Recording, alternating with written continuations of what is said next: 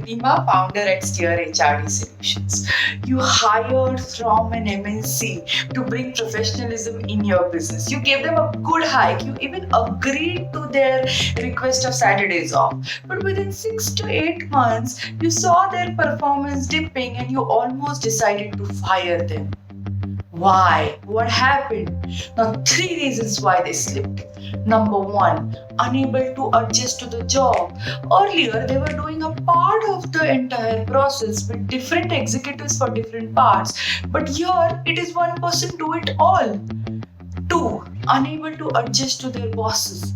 Earlier bosses were subject matter experts who were guiding them.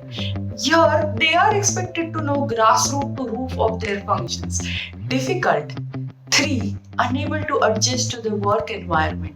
Earlier people, the kind of work that they did, the assignments they had, the office facilities, the trainings that they were provided, the reward opportunities were much better. And all this starts playing on their mind and their performance starts dipping. So whenever you hire from an MNC, always plan how you're going to deal with these 3 situations of orienting them to the job, to the boss, and to the environment.